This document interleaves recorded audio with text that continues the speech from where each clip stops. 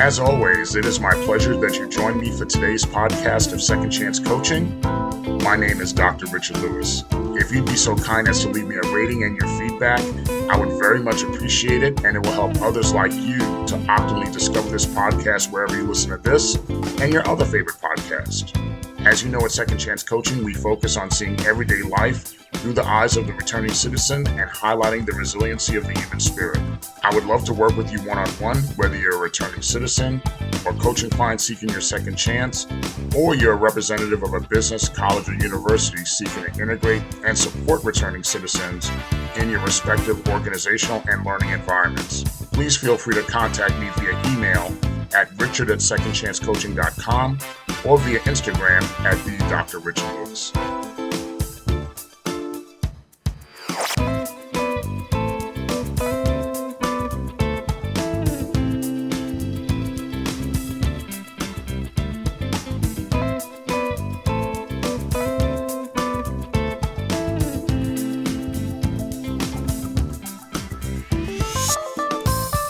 Welcome again to another edition of Second Chance Coaching.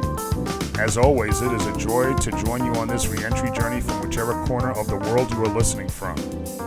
Our Second Chance family continues to expand, and we remain perpetually excited that you are on this journey with us. You know, this past week, there were a couple of significant dates that passed that truly had me thinking about this week's topic. And this week's topic, as you see in the show notes, is that who you were yesterday or in the past is not who you are today or right now. Remember that the struggle of your past has contributed to your greatness of today. And we'll talk more about how that past has created the building blocks of your success and your greatness. Going back to the dates that we talked about, the first significant date that passed this week was on Monday, May 22nd. This past Monday, May 22nd, marked 7 years in which my son Nnamdi was murdered in New Orleans. Nnamdi's birthday and his transition anniversary take place within a 1 month of each other. So while we think of Nnamdi every day, this is a time in a particular season in which we think about him, particularly on his birthday. He would have been 27 years young. And of course, this past Monday on his transition anniversary, you know, we think of him, we honor his memory, and of course, we very much love him. If you're interested in donating to Nnamdi's Memorial Scholarship, you will find the information in the show notes. And rest assured, his scholarship has been so instrumental in making educational dreams come true for so many students that are seeking their second chances, looking to advance themselves, all while living with the burden and really the mental burden of the thoughts of their parents who are incarcerated while they're matriculating through their college program. Since we're talking about Nnamdi, I wanted to, if you didn't mind, take a few moments that I'd like to talk directly to Nnamdi during this podcast in recognition of his transition anniversary. Okay, here we go. Nnamdi, this is Dad. As you know, it's been 7 years since you've left us, and let me say, when I talk about we, the we that I'm referring to primarily is me, you know, your mom, your bonus dad, your sister, your Auntie Kathy, your cousin Ayana, and so many countless friends, family, and loved ones who have felt every single day of these last 7 years of your absence. They've just felt it. We've all felt it. And I'm sure that physical absence, your physical absence of you not being here, will be profoundly felt by us for the rest of our lives. Speaking for myself, you know, I still remember the sound of your voice, the sound of your laughter, the memories of you, me, and your sister going to the beach together, the memories of us playing billiards together, and of course, being my right-hand man who would enjoy my PlayStation more than I would playing football and playing basketball. You know, kid, please continue to be a guardian angel for us all, you know, as we feel your love forever and ever. And rest assured, we'll be reunited again with you in paradise. In the meantime, continue to enjoy paradise, continue resting in peace, and save for us a place at the table, to have those wonderful boneless barbecue chicken wings that you always love. And one more thing, when you have time, please drop into our dreams from time to time and bless us with that smile and that wonderful laugh. I love you so very much, kid. I will never let you be forgotten. I will never let you be forgotten. I will never let you be forgotten. And I will carry your legacy of love with me for all my days. Thank you. Thank you, Second Chance family. Thank you for indulging me and allowing me a few moments to speak to Nnamdi, to speak to him. It's always so very much appreciated. The second significant date which passed this week was this past Tuesday, May 23rd, back-to-back days. This past Tuesday marked 30 years to the day in which I graduated with my Bachelor of Science degree from St. John's University. 30 years, 30 whole years. I remember that graduation day like it was yesterday, but that is certainly a lifetime. And in thinking of that, St. John's University was not even my first choice to go to college when it was time for me to prep and go to college and apply to schools and things of that nature. You know, I kept my aspirations, I guess, low because I didn't want to leave New York at the time. And my biggest academic dream was to go attend the City University of New York, which would be CUNY, and specifically Baruch College, and major in business administration. I would talk about that with my friends. Now, what the plan would be after I graduated from Baruch, I didn't even think of that. I was so tunnel vision about going to Baruch, I didn't even know what my alternative would be if I didn't get into Baruch. Now, what I didn't think about was that my grades in high school were not stellar. I mean, they weren't on the low end, but they were pretty middle of the pack, pretty average. And I ended up not being accepted into Baruch. I did, as a matter of fact, get accepted into CUNY's New York City Technical College in Brooklyn, specifically an Associate of Applied Science program in business. Now, I didn't consider that to be a viable alternative at all. But I think if I was truly investigating my options properly, I would have taken the alternative to go to the City College of New York or some other CUNY college that would have been more to my liking, because it's not like Baruch was the only one that had business programs, but that's what I was concentrated on. But to my fault, like I said, I was so tunnel visioned about Baruch, and I was just so disappointed when I didn't get in. But then in addition, I was doing the compare game. You know, I was comparing myself to other folks. Specifically, my two close friends who are still very dear friends of me to this day, they were both a year ahead of me in high school. And they were attending schools such as Columbia University and Penn State. I had other friends that were going away to SUNY schools and going to historically black colleges and universities and other high-level private schools. I just did not think that while people are talking about all these high-level college experiences, that having a conversation with them about going to a 2-year CUNY school such as New York City Tech, or even staying in the neighborhood of Queensborough Community College, would have had me really measure up to them. I was doing the compare game. I said, no, I won't measure up to somebody going to Columbia or Penn State, and I'm saying I'm going to New York City Tech or Queensborough. But, you know, being a community college professor now and knowing what I know now, there would have been no shame in me going to a 2-year CUNY school. And after graduating from that school, I could have sat there and went to Baruch or go to City College or going somewhere else. There would have been no shame in taking that alternate route on going on my journey. But you couldn't tell me that back then. Back then, you know, they looked at community college. We looked at community college as 13th grade, and that was almost shameful to look at it like that. And my 17-year-old self, even though today it's looked upon much differently, you couldn't tell my 17-year-old self anything different. I just didn't see it that way, that was a viable alternative. Now, as I've shared with you in the past, I went to St. John's Prep High School in Astoria, and then I naturally applied to St. John's University because I was familiar with the school. And then, of course, I got into St. John's University. And funny enough, when I got into St. John's University, because of my grades not being stellar, they had put me in a 2-year program. They did not immediately accept me into a 4-year program, but I eventually did get in to a 4-year program, was able to transfer into that after my first year. But I figured I would go to St. John's because it was closer. I said, if I'm not going to get into the school of my choice, I'm just not going to commute far. I'll just go somewhere that's close for me to get to. But, you know, With that said, while SJU wasn't my first choice, it ended up being such a great choice for me to make. I became part of the school's radio station that I was involved in for 4 years. I wrote for the school newspaper my last 2 years there. I got to be one of the individuals who was the new school mascot. We transitioned from being the Red Men to the Red Storm during my time at St. John's, and I became one of the guys that was selected to be the school mascot. And I remember that I worked a game, St. John's against Seton Hall, when we could have got a share of the Big East. I think we could have got a share of the Big East at the time, and it was nationally broadcasted on CBS. Part of that prep for the mascot prep is I got to shoot around on the floor at Madison Square Garden, the world's most famous arena. And then I got to perform as a mascot for St. John's University on the Madison Square Garden floor. I remember that like it was yesterday. Being on the garden floor to perform and shoot around before the game is just a dream come true for almost every kid from New York City. And St. John's University ended up being that dream place for me to be, not only in that moment, but for every day of those 4 years that I spent there.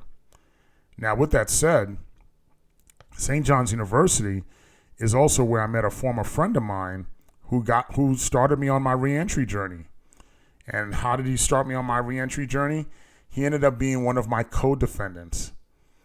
I know in my heart, then and now, for all my days, I continue to maintain my innocence. And one may say, well, dang, you met somebody there? Why would that be a good look for you? I met plenty of great friends there, great friends at St. John's. I happened to meet him as well, who became part of my reentry journey. And that's okay, because those struggles helped me become a stronger person, helped me find my voice. And all those years ago, even when I went through the criminal justice system, being confident in who I was, finding my voice, was just not who I was. But like I said at the beginning of today's podcast, who you were is not who you are. I will say again, who you were is not who you are. Of course, unless you allow it to be. When I first came home after incarceration, January 2024 will mark 23 years I came home from incarceration. And even after going through all of that, I still had not found my voice. And I could tell you right then and there, in January of 2000, I think it was 2001, January of 2001, at that moment in my life, I still was completely without direction. And I think at more than any other time in my life, I was completely without direction. I just did not know what was next for me. But all I knew was that I was free. And I never, ever wanted to go back to being incarcerated. As I've said in previous podcasts, the adjustment in being home and the shame in which I felt was just so overwhelming. And sometimes the biggest achievement that I did was just really waking up every morning and putting one foot in front of the other in a positive direction. I remember how, in my frustration, I used to openly say that my college degrees meant nothing given where I was in my life and how I felt I was being passed by in life by my friends, family, and peers, how I was looked upon by shame from them. And my mother, to her benefit, thank God she didn't agree with me. She was just not trying to hear any of that. She would get infuriated every time I would say that, because she knew my college education meant something. She knew that it would be a key to many opportunities, but not only opportunities, but the key to go to places that other returning citizens could not immediately go to, because statistically, a lot of returning citizens don't have that level of education. But she believed, because she knew my intelligence, she believed in my intelligence, she knew my determination, and she believed in my determination, and she had that faith in me. She had enough faith in both of us, because I didn't even have that faith in myself. But she had that faith in me. She had that faith in my determination. She had that faith in my intelligence that I would make it through, that I would clear the other side. You know, the jobs and the challenges I had when I first got home were really humbling experiences. But if I look back upon it, they were rewarding. They were really rewarding, because I see how they set me up for success while I was still in New York. And when I ultimately relocated to Florida, the roots of those experiences really helped me through. But throughout all of that, my focus continued to be staying free, being a good son, being a good brother, being a good uncle, and of course, most of all, being a good dad. I refused to stay where I was in life. I refused to do that. I began to believe that this was part of the journey. What I was going through was part of the journey. It was not the destination. The last sentence had not been written. And I continue to believe and still believe that where I was would not be that final place as to where I would be. And I believe that for you too. I really do. I utilize that lesson also with my speech and business students to this day. So many students come to school, just like I did when I first came home, not completely sure of what the result will be of being there. But knowing at the beginning of my reentry journey, and just like these students know at the beginning of their educational journey, they are somewhere. I was somewhere. Matter of fact, maybe you are in the same place too, that you are somewhere, which will take all of us from going from one place to the next. As it pertains to my students, the unfailing challenge that would always take place in their minds is the ability to compose successful speeches and the ability to successfully collaborate with other students on various speech and business projects. I recognize this in so many students, as that is who I was for so long. A lack of confidence and a lack of belief in what I could do, and even doubting in myself, and I see the doubt sometimes in them. Is pursuing this education even worth it? I cannot say, and I would tell the students this all the time, and I'm telling this to you too. I can't say that I have the perfect recipe or the magic elixir, but what I continually always say to my students about my journey, just like I shared here on this podcast, and the added legacy, of bringing my mother's love, faith, and passion to the classroom, and you add that to your determination, you add that to walking around every single day, one foot in front of the other, that gives you, me, them, us, the belief that they do not, that gives them the belief that they have it in themselves. They have it in themselves. They have the belief that they could have the belief that through love, faith, and passion, all the things we bring, that, they could have that determination. But a lot of times I don't see that in their eyes. I don't see that in their hearts. I don't see that in their determination. But I always say, you don't have it yet. You may not be confident yet. You may not be sure yet. I tell that to the students all the time, but it'll happen. I tell the students that they could achieve anything they want to achieve. Not because it sounds good, not because it sounds nice, but because it's real.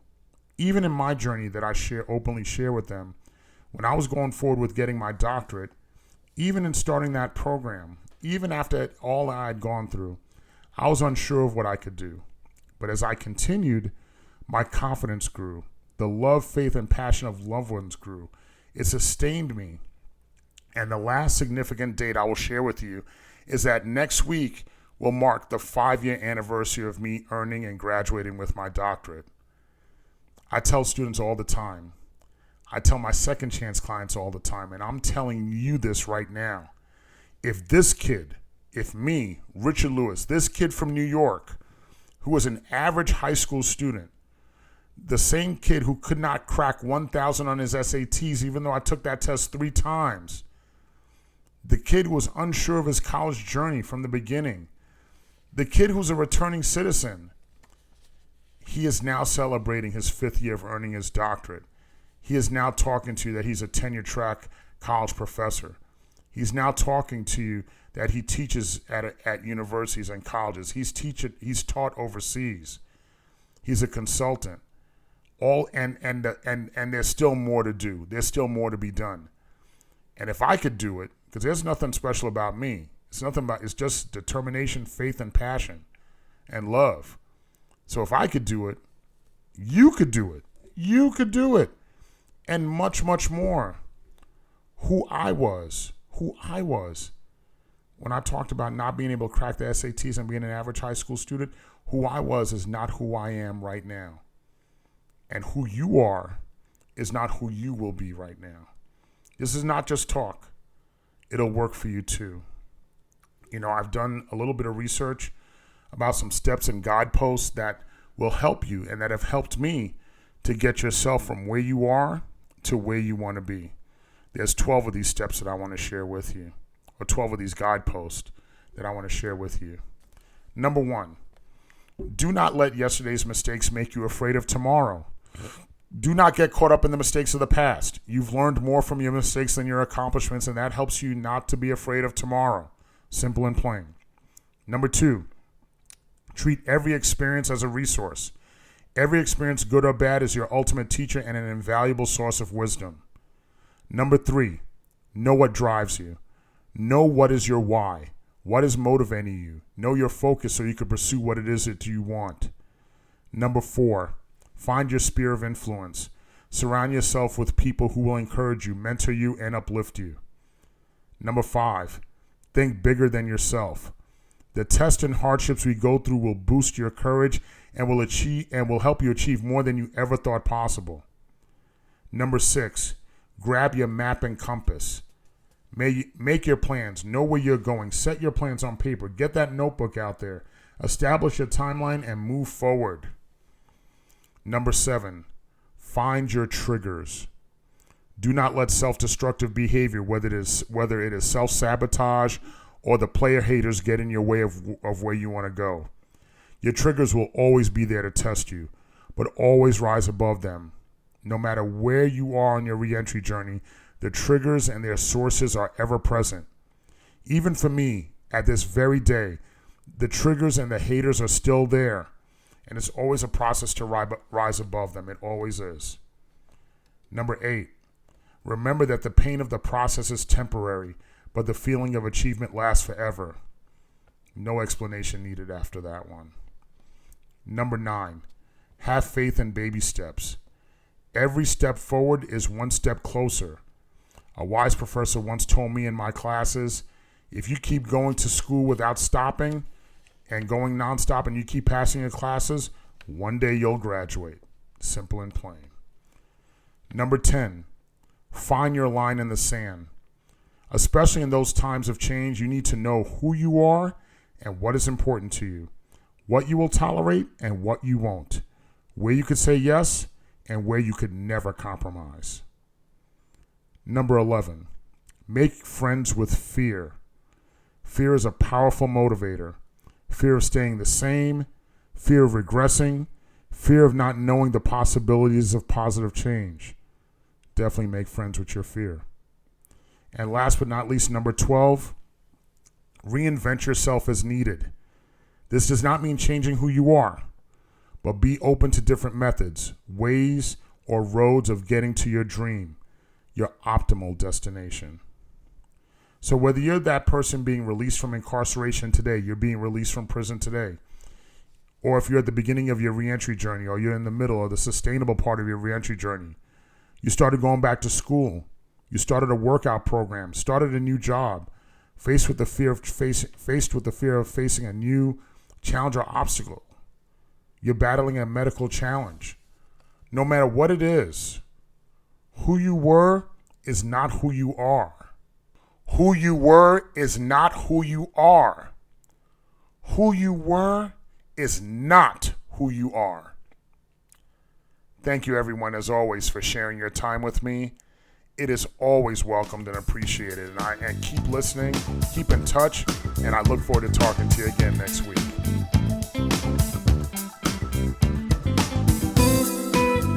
Thank you again for joining us here at Second Chance Coaching. In addition to coaching services for individuals and businesses, I'm also available for speaking engagements and workshops on criminal justice reentry, human resources, as well as organizational culture and leadership. Feel free to email me at richard@secondchancecoaching.com, as well as connect with me on Instagram at @DrRichardLewis. Remember, every day you are given this opportunity for your second chance, and I know you'll make the best of it. I love you all, and I look forward to connecting with you next time here at Second Chance Coaching.